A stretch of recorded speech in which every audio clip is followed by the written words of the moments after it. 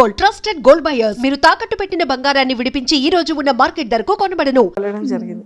So అక్కడికి వెళ్ళిన తర్వాత మీరు కన్సీవ్ అయ్యారా? లేదండి, ఇక్కడ హైదరాబాద్ పాప పుట్టిన తర్వాత ఆ ఆపర్చునిటీ వచ్చింది దీనికి. పాప 5th month లో తెలిసింది.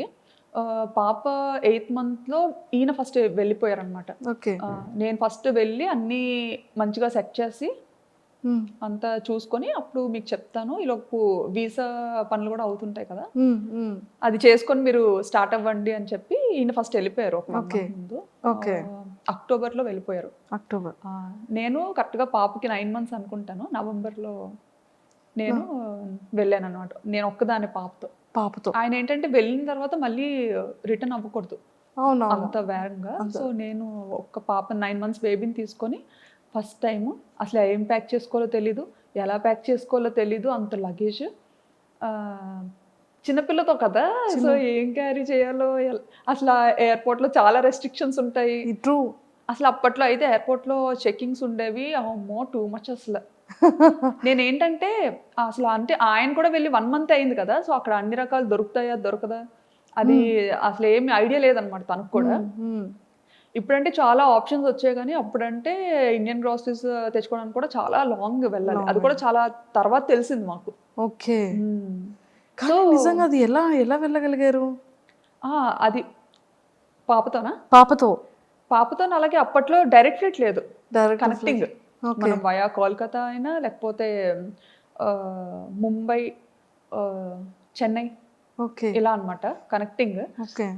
సో అలా ఫస్ట్ టైం పాపని తీసుకొని కనెక్టింగ్ ఫ్లైట్ తీసుకొని వెళ్ళాను. ఓ మై గాడ్, అసలు చాలా గ్రేటెస్ట్. అసలు ఎలా అంటే చుక్కలు చూసా అనమాట ఆ ఫస్ట్ ప్రయాణంలో.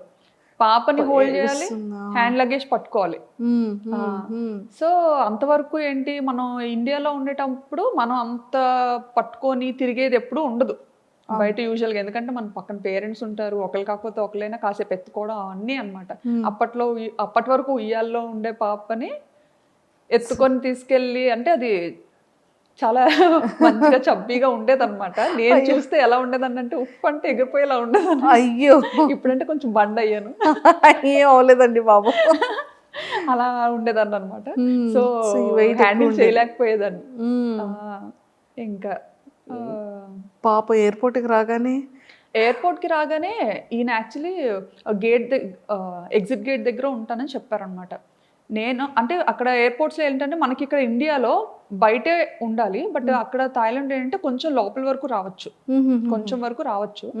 సో నేను పాపను పట్టుకొని ఇంకా అలాగే వణుకుతూ లగేజ్లన్నీ తీసుకొని మోసుకొని కూర్చోబెట్టి తీసుకెళ్తున్నాను అనమాట. తీసుకెళ్తుంటే ఈయన అక్కడ వెయిట్ చేస్తున్నారు అనమాట. అంత క్రౌడ్లో నన్ను మిస్ అయ్యారు. ఆయన నన్ను చూడడం మిస్ అయ్యారు, నేను ఆయన్ని చూడలేదు. అంటే అసలు ఆయన ఎగ్జిట్లో ఉంటారని ఓకే, బట్ అందరితో పాటే నేను వెళ్ళిపోతున్నాను అనమాట. సో నన్ను అక్కడ మిస్ అయ్యారు తను. నేనేంటంటే ఆయన లోపల ఉండిపోయి నేను బయటకు వెళ్ళిపోయాను. అయ్యయ్యో. ఎయిర్పోర్ట్ బయటకు వెళ్ళిపోయాను. ఇంకా బయటకు వెళ్ళి చూసేసరికి కనిపించలేదు తను. కనిపించకపోయేసరికి అమ్మో కంట్రీ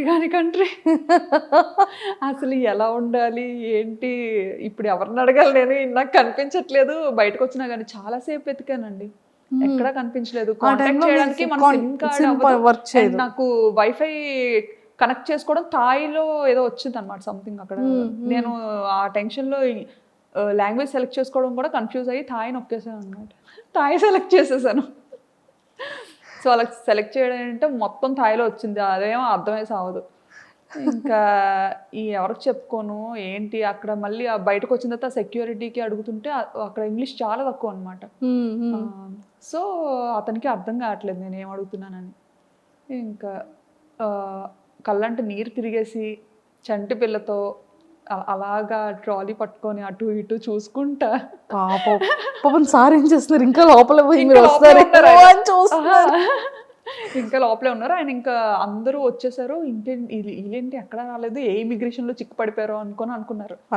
అసలే కొంచెం రెస్ట్రిక్షన్స్ ఎక్కువ కదా. అసలే పప్పులు ఉప్పులు వద్దన్నా సరే మోసుకొని వస్తుంది.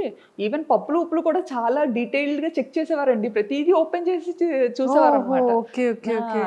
ఇంకా అంటే చిన్నపిల్లలకి ఉండాలి కదా మన వైపు బాగా ఇడ్లీ అలవాటు చేస్తాం 8th month నుండి కదా. సో బేసిక్ థింగ్స్ థింగ్స్ అన్ని పట్టుకెళ్ళాలి, అవి కూడా ఓపెన్ చేసి చెక్ చేసి చాలా ఇదిగా ఉండేది ఒకప్పుడు. ఇప్పుడు తగ్గించేసారు. తగ్గింది. సో మొత్తానికి పడిపోయారు అలాగా. మీ ఫస్ట్ బ్యాంకాక్ ట్రిప్ అనేది ఫర్ ఎవర్ మెమొరబుల్. గుర్తు పెట్టేసుకుంటాను, అది గుర్తుండిపోతే నా వీడియోస్ లో చాలా సార్లు చెప్పాను కూడా ఈ మాట. తర్వాత ఆయన చూసారు, ఏంటి ఎందుకు రావట్లేదు అందుకే రావట్లేదు అని అలా బయటకు వచ్చారనమాట. అక్కడ కనపడ్డాను. కనిపించిన తర్వాత నాకు ఇంకా బతికి బయటపడ్డాను అనిపించింది. లేకపోతే అసలు ఇటు నుంచి తిరిగి వెళ్ళేది ఎలాగా, చేతిలో డబ్బులు లేవు, కరెన్సీ లేదు, ఏం లేదు. అవునవును. సో ఇన్ని ఫేస్ చేస్తారు స్టార్టింగ్ డేస్ లో. ఇండియన్ కరెన్సీ తప్ప నా దగ్గర థాయ్ కరెన్సీ కూడా లేదు. అవును అవును. ఎక్స్చేంజ్ చేసుకోవడం కూడా తెలీదు. తెలీదు. ఇంకా అలా కాలేజ్ నుంచి బయట పెట్టడం, పెళ్ళి అవ్వడం, ఇంకా అటు వెళ్ళిపోవడం అంతే. అందులోకి మన విజయనగరం సైడ్ అంటే మనకు అసలు అంతేం తెలియదు కదా, Knowledge చాలా ఉండదు. innocent True, true. పెరుగుతాం. అలా అయింది. చుక్కలు చూసాను. అండ్ ఆ జర్నీ అయిన తర్వాత ఇంకా బ్యాంకాక్ స్టార్ట్ చేసేటప్పుడు అంటే మీరు డే 1 నుంచి ఇంతే యాక్టివా?